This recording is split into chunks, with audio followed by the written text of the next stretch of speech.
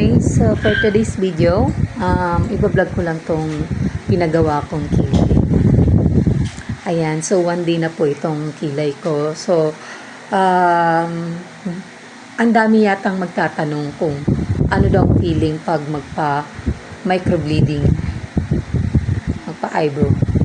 Ayan, so nung kahapon, gabi na po akong napagawa. So, yun nga, yun 50-50 pa ako kung microbleeding ba ako or okay na ako sa yung parang wala masyadong kilay, yung pinsel lang.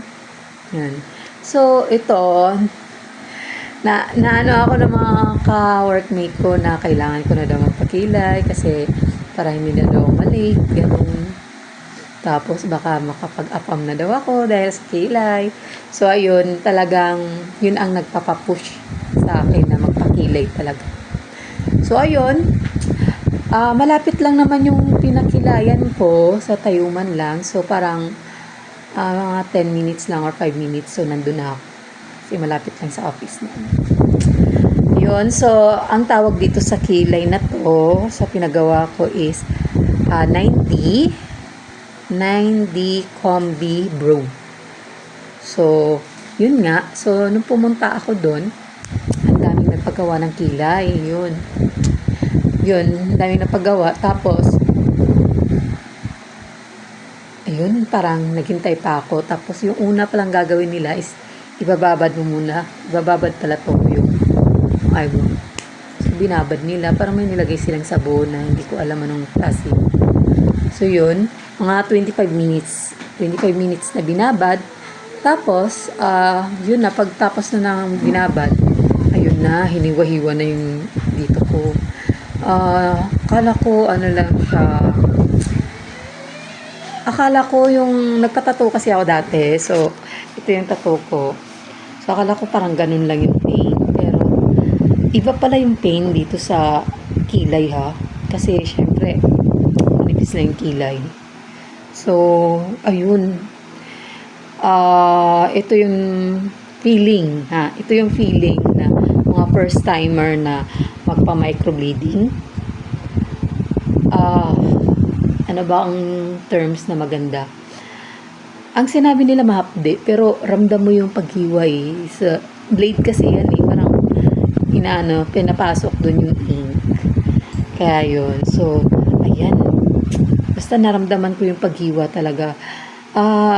Tapos, dapat pala pag nagpaganyan ka, relax ka lang. Hindi ka dapat nervousin.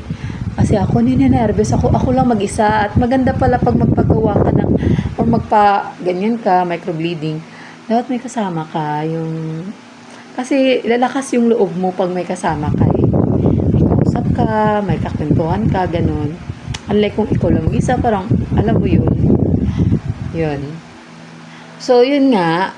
So, nung nandun na nga ako gabi, so, binayaran ko lang dito is, naka-promo kasi si, Touch with Sheila. Parang, ganun.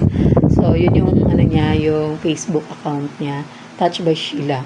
So, yun, naka-promo sila hanggang September. Katapusan lang ng 10%. So, instead, itong 9D Combi Brow is 3.5. Naging 3,150 na lang siya. So, pero meron silang, meron silang, Parang meron silang promo din na kung kukunin mo yung 3,500 na pero may free na siya na eyelashes. Pero ako, ito muna yung pinano ko kasi meron naman kasi akong eyelashes dyan na artificial lang. So, yun, gamitin ko muna yun bago akong maglagay ng eme dyan sa eyes ko.